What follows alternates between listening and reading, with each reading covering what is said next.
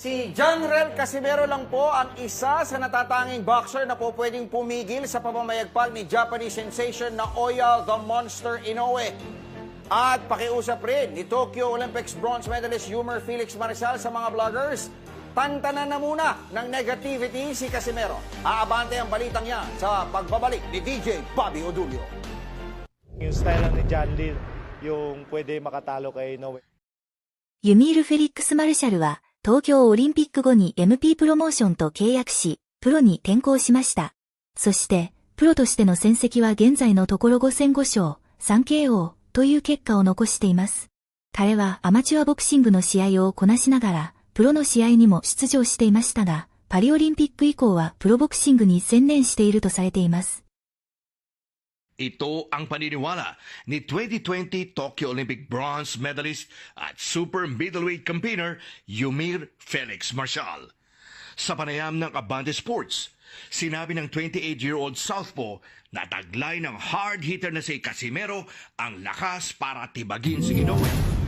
Yung lakas niya at tapang. Sana mangyari na yun as soon as possible kasi siyempre nagkakaroon na din ng edad si John Lee. I wish na matuloy na yung laban nila. Sana mangyari na as soon as possible.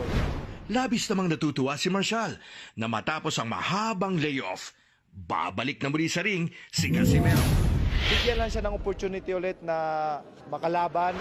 Binalot ng iba't ibang kontrobersya at problema sa mga naging promoter.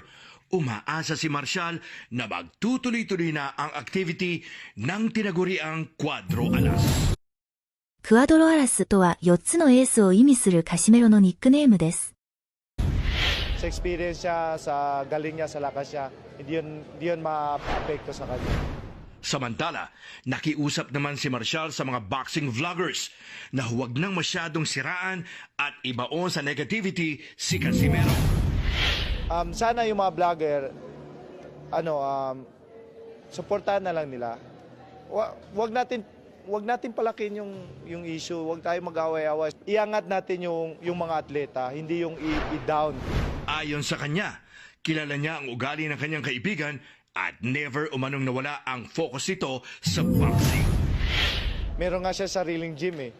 So ibig sabihin, tinayo niya yung gym na yon para tuloy-tuloy pa rin yung training, mag-focus pa rin siya doon.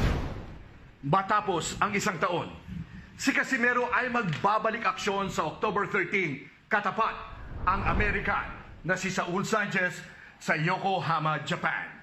DJ Bobby Odulio, Abante Sports, nauna!